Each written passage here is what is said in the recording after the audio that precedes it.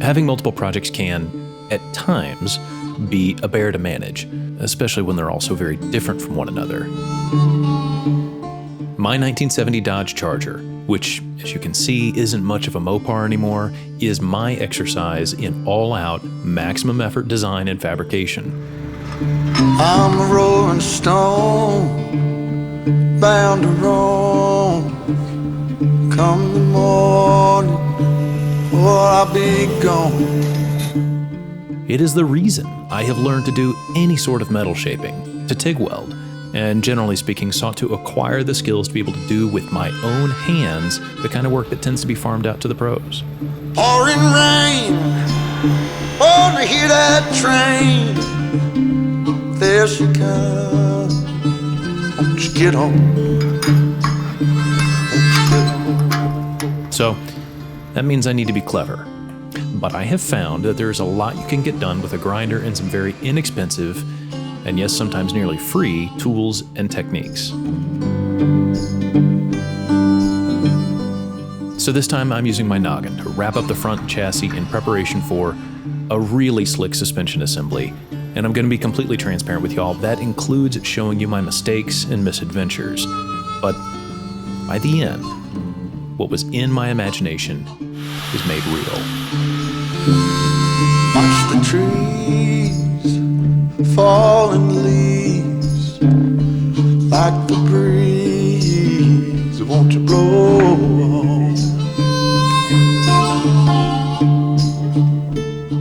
And look, there's still a to-do list that's as long as my arm, but I'll tell you, I am hard-headed and stubborn in my desire to drive this car.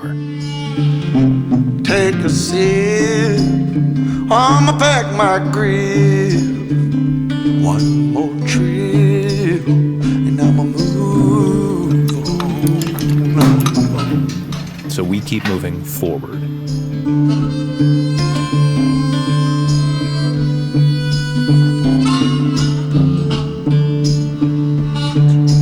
Hey y'all, today we are working on the Charger, and it has been a little bit. You know that I've been busy here at the shop getting things ready, and I even set up another shop. And then I'm working on the Suburban and taking it to Oregon. All that stuff is done. But what we're gonna do now is turn our attention back to the car and finishing out some details on the front end. Now, what I'm gonna work on today is I'm gonna finish up basically what I would look at as bracing for the front frame, right? You got the two rails and a cross member for the suspension, and then the engine sits on it. But even if you look at even just like road cars, there's still a need for like some cross members and a little bit of additional tubing gussets and just closing off square-shaped frame members, closing off those open gaps with a triangle. Let me show you what I'm talking about, and we'll use this upper chassis design I've been piddling on for a minute now. Generally, big open spaces in a frame or chassis or roll cage aren't that rigid. A perpendicular cross member or frame member will control that dimension laterally, but from a structural perspective, the interior angles can shift without breaking a leg on the parallelogram. That's where triangles come in. Add one cross brace to an open squarish area and all of a sudden it's way more structural. See, a triangle can't change its shape without breaking one of its legs and changing at least two of its interior angles. Race cages take it to a pretty far extent, but that is not us. Look, I'm illustrating on a roll cage, but we will apply these principles throughout the car. Today, it's just the front chassis that needs to be able to hold the powertrain without twisting around too much. The upper chassis, or roll cage, will do most of the work keeping the car square as it goes down the road, but before a structure can handle a bunch of external stresses, it first just has to be able to carry its own weight, and that's our focus for today. But while we're here, take a gander at how I'm thinking about the tube work throughout the rest of the car.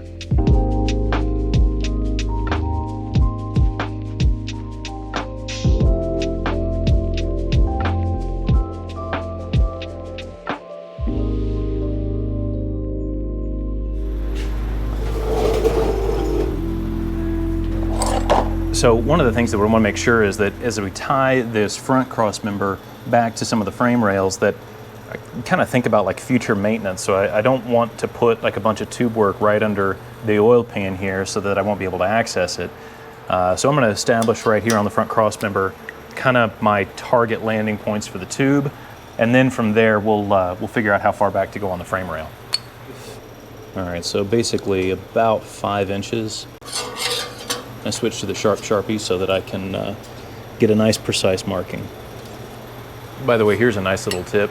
I use the little Milwaukee trays that don't fit because I use my pack outs for camping and all that, but I use these for all my quick access stuff and carry it into the car with me.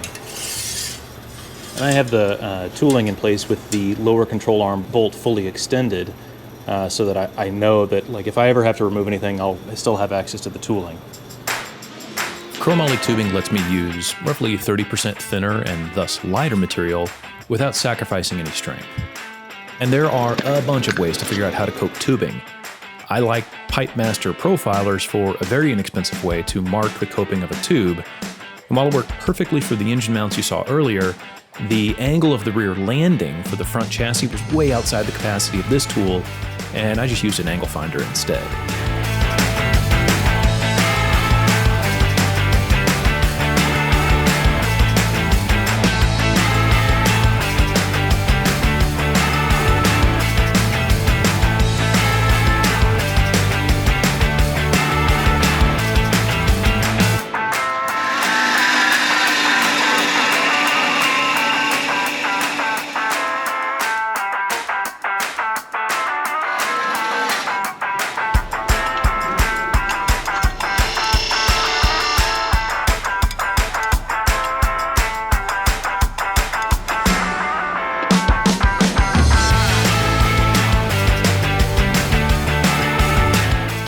Now, while the other side should just be a mirror image, look, I always double check and am relieved when they turned out to be identical.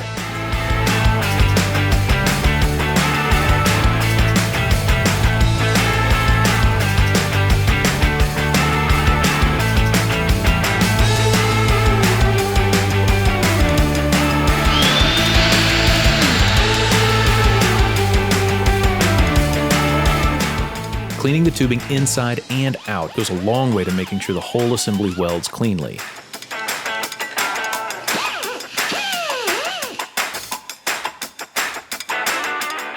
And finally, a quick double check that the front and middle of the chassis are level to one another before tacking in the braces. I don't know, it might not make a big difference, but I have this instinct that small differences, small changes right now can become bigger problems later on if I really don't take care.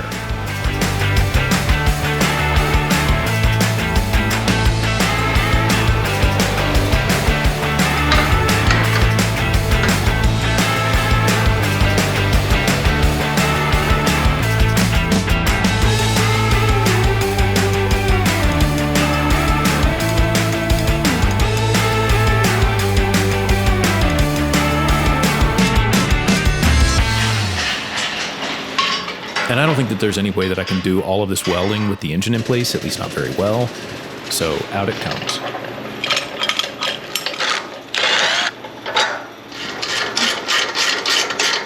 And here's the whole reason I started using the Max Pivot tool. The powertrain is so deeply set back in the car, like by a little over a foot, that I need to be able to change the center of rotation when removing or installing the engine and transmission as an assembly, which I tend to do.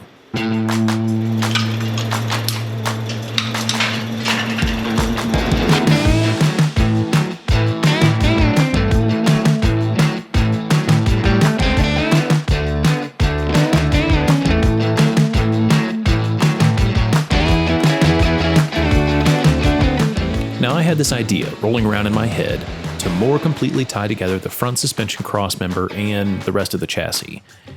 I ended up going down this Misadventure and building a tab to put that one suspension bolt, the back part, in double shear. It seemed really like a pretty good option at the time. I mean, it's a good idea on its face, but would end up preventing a set screw from securing that same piece of hardware and just wouldn't be safe, so I ended up scrapping it. However, I'm sharing this with y'all as a reminder to all of us that, look, we should allow our ideas to mature, even the bad ones, because you never know where these exercises are going to lead. And Look, we should let our creative brains work through these problems, even if that means throwing away material here and there. Look, forget perfect. I'm just going to keep shooting for better. And in this case, one day's exercise of working through an admittedly bad idea led me to figure out exactly how to tie together the whole front end in a way that's actually kind of similar to a K-member, but substantially lighter. So, I've got things welded here, but there's a few more cross members. I want to make sure that the engine mounts aren't going to spread under load, right? Because as the engine sits here, it's going to push out and down, and these things are going to want to rotate, and that's going to want to twist the frame. So some riggers in here are I'm not going to say necessary, but good to have. I'm going to use thin wall chromoly tubing to do it. This is 7/8 058. Doesn't need to be roll cage stuff, it just needs to be a stiff member. And I don't have any sort of profiler gauge for it, so I just made my own out of paper. To mock up the tubing, I rolled up poster paper and tried a few different angles and orientations before settling on, one that worked pretty well. And I'm a very visual builder, and more often than not, for me, it's about making the picture in my head become real.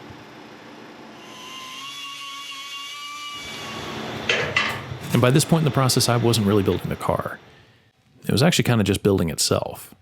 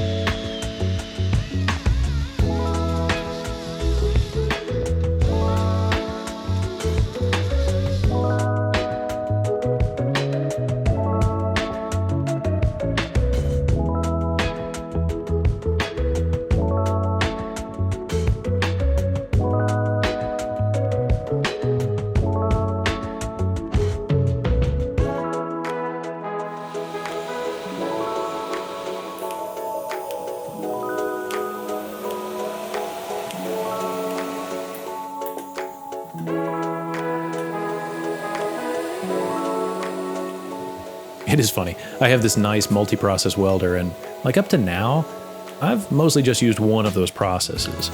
But personal preferences aside, chromoly tubing, chromoly of any kind really, should be generally TIG welded. No skin off my nose.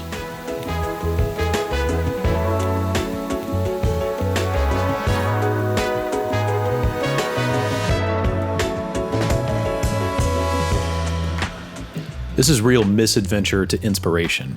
Just placing that one tube really focused my imagination for how the rest of this K-member would come together. Looking at the video now, it seems totally obvious, but look, I am telling you, I stared at this for a while before stumbling into the flow you see here. And that's how it usually goes for me. I stare at it, struggle a bit, and then something clicks, and the car is building itself. The lesson for me is to make sure I allocate enough time, really, for the struggle so that I can get to the flow.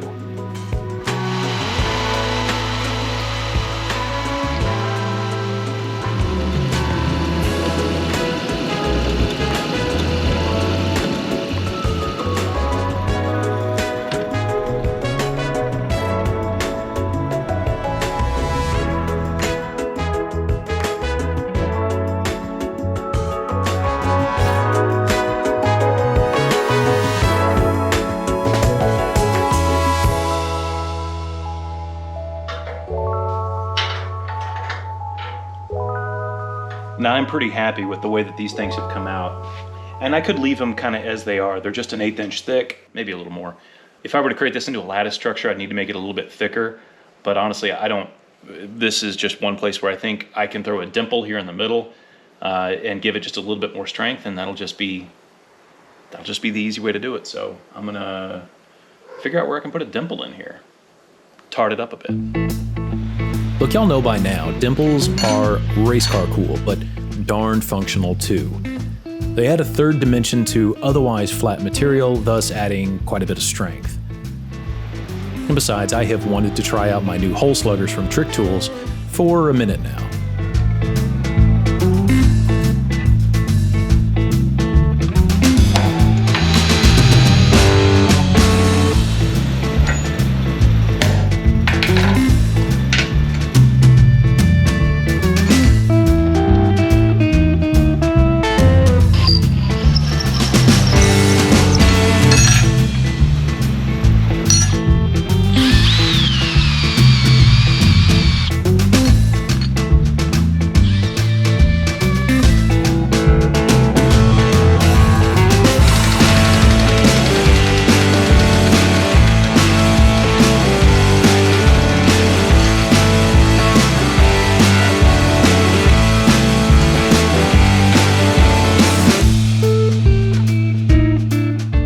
let's roll up another tube profiler. See, I can see another triangle that needs making.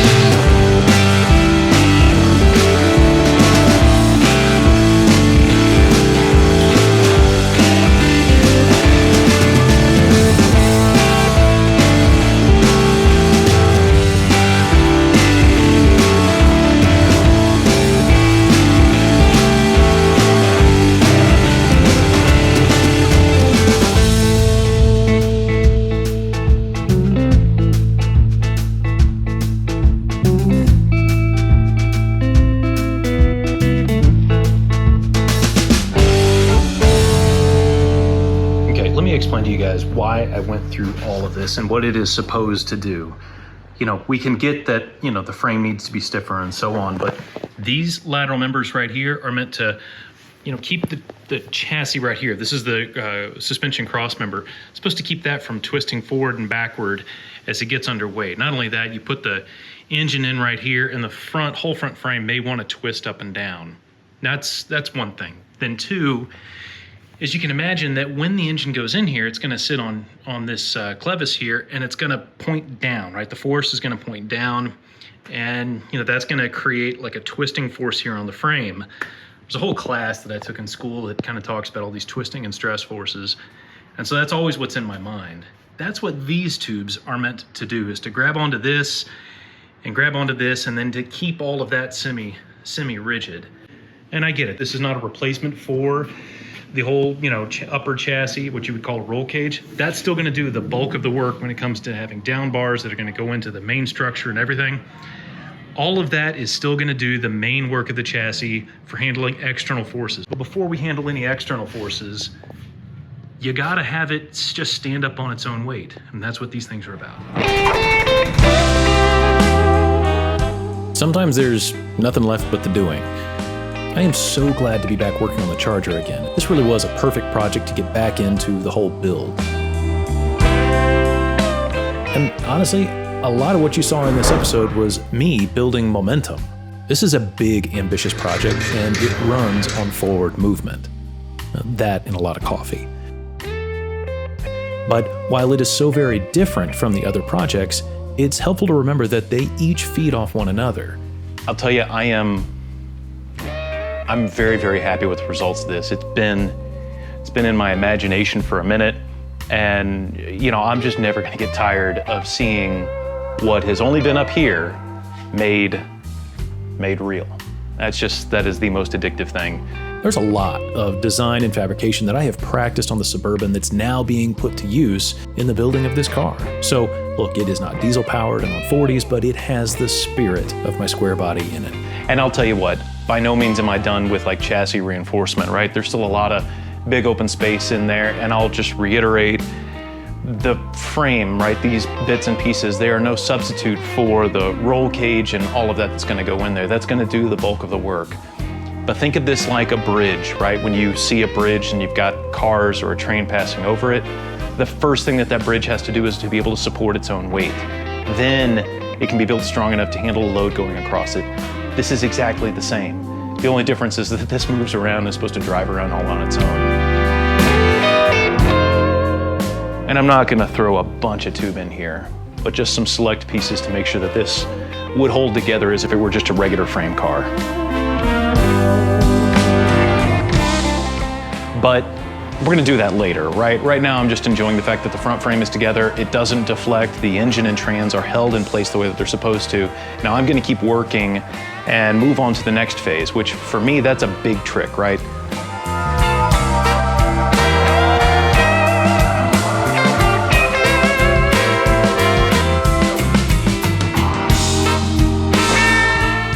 I always stop a project at a point where I know exactly where I need to pick it up, right? Where I don't need to necessarily think too hard about and put my mind back in the space, especially if I'm just working weekend to weekend. If I can just know exactly where to start the next time, and progress does not stall. But that progress will happen here, and you will see it. And until then, thank y'all for being here, and take good care, okay?